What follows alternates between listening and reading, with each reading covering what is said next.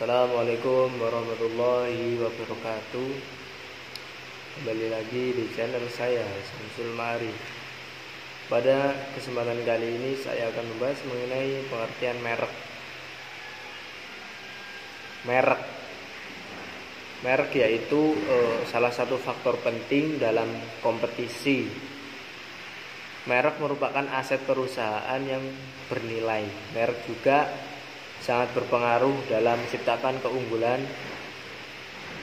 bersaing melalui kapabilitasnya. Menurut Kotler, merek adalah nama, istilah, tanda, simbol atau desain atau kombinasi dari semuanya. Lalu menurut Bukhari, merek adalah satu nama, istilah, tanda, lambang atau desain yang diharapkan barang atau jasa dari sekelompok penjual diharapkan akan membedakan barang atau jasa tersebut dari produk-produk pesaing.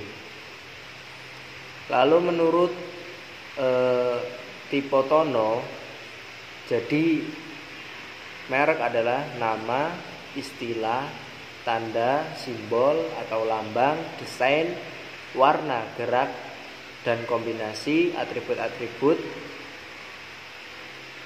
diharapkan dapat memberikan identitas dan diferensiasi. Dari pendapat ketiga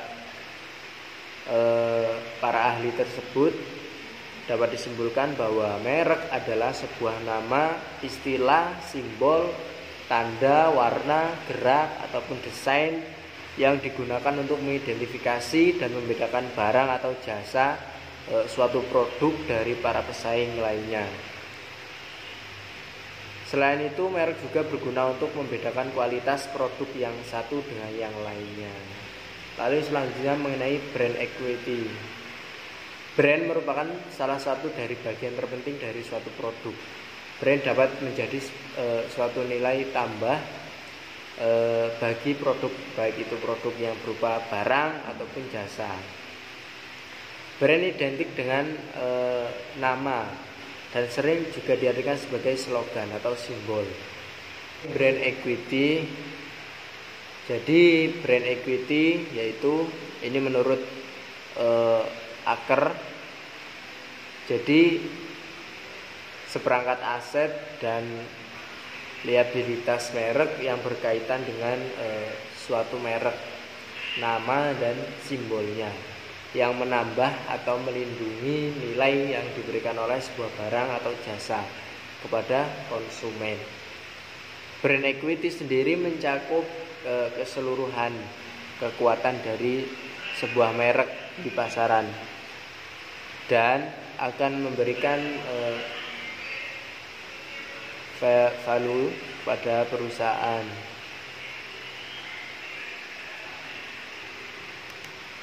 Selanjutnya brand equity ini ada yang namanya brand awareness. Brand awareness mengukur seberapa banyak konsumen di pasar. Lalu ada yang namanya brand association, yang merupakan merek di dalam merek. Lalu perceived equity. Jadi individu untuk mendapatkan mengolah tentang informasi pada pengetahuan, pengalaman, pendidikan, minat, perhatian.